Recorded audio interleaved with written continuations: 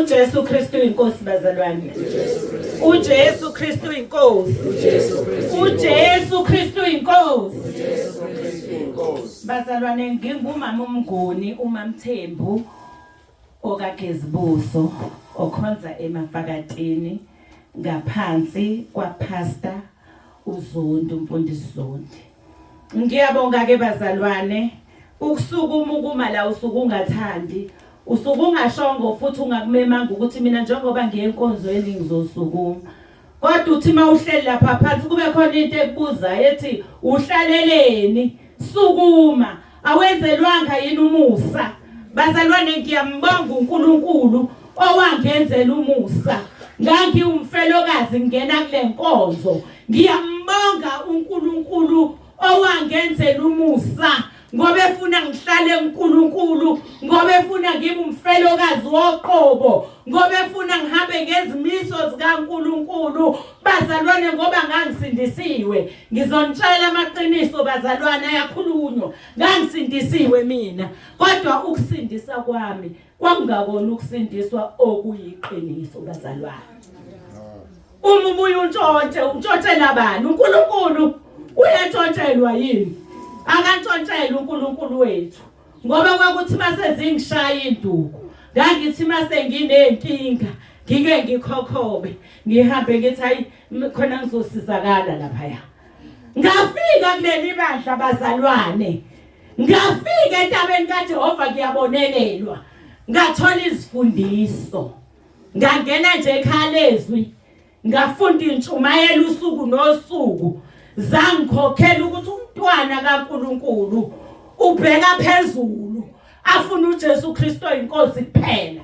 Awuhambe ufuna, awuhambe uthalaza izinto ezizokusiza, kodwa ukhona uJesu osiza umuntu. Ngimi la phambili ngizosho ukuthi uma kade ungakamtholi, muthole namhlanje. Uzukhululeke emoyeni, noma uhleli kwakho uhamba, uzukukhululeka ngoba ufihli mawusuthola uJesu. Kukhona into echithekayo ekaphakayo, kuthi batshele ngalo Jesu, ngoba wathola isimangaliso.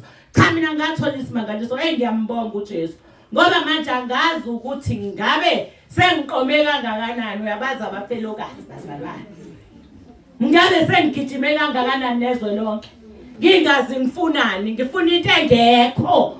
Kodwa uJesu wathi mengithola wangifundisa bazalwane. Ngahlala ngalalela izwi, ngahlala ngalalela konke, ngakuzwa ukuphila emoyeni wami, ngakuzwa ngisho ngihamba. Ngike ngifisele ngisho umndeni wasekhaya bazalwane, angikuthola ukuphumula mina ngomndeni wasekhaya. Bayazi ngimema ubhuti wami ukhona la ngizumkhomba, ukhona la. Kodwa ngiyabonga ukuthi usukile eAnderberg, ngoba ngishilo ngathi ibhuti wami, ngathi ngize enkonzweni, hayi ngicela ube khona ukuyizwe le nkonzo. Ngiyambonga uNkulunkulu bazalwane, nabahleli phansi abangakamtholi uJesu. Ngiyabafisela, ngoba leli ivangeli awuthuli ngilishumayela ngisho ekhaya. Obhuti bami basindisiwe, kodwa ngithuka sengilishumayela ngoba ngifuna ukuthi bathole insindiso yangampela, ongantshontshi, ongadlali, othi noma sowenza isono uzikhuza ukuthi ngathi angihambanga kahle kuwe Nkosi yami, uphinde ukhuleke. Uncenga uNkulunkulu, Nkosi ngicela ukuhamba kahle endleleni yakho. Nkosi ngicela ungoni, uNkulunkulu wethu ngicela ukuhlala kuwe kuze kufike ukufa. Bazalwane, noma ngithi ngiyabheka, angiboni ubumnandi bakulelizwe ukuthi ngampela mangahlukana noJesu ngizothi yini engizoyithola enhle nemnandi. Akukho. Kodwa mawunoJesu ila uthola khona ukuphumula, ila uthola khona ubumnandi, ila uthola khona inkululeko. Ngithi nawe ngiyakunxusela nje, ekhaya ngibahluphile kakhulu, nawe ngiyakunxusela engakwazi ukuthi woza kuJesu uyasindisa. Woza kuJesu awutshela umuntu ukuthi shiya konke kuyashiwa. Angazi ukuthi sengicatshwe kangaki, ngihamba ngicatshwa, ngifuna into engayitholi, ngangalapheki futhi phezu kokuba sengikwenzile konke lokho. Hayi wozani kuJesu bazalwane, uJesu umuhle uyasiza. Ngikeke okuncane nje sengizoyeka. Ubhuti wami omdala ubekade enele nkonzo yathatha abazalwane bakhe abaningi. Bazalwane kwabhlungu yena. Kwangaba mnandi. Manje kuthi nje evakashele kwami. Hayi, wayincoma inkonzo.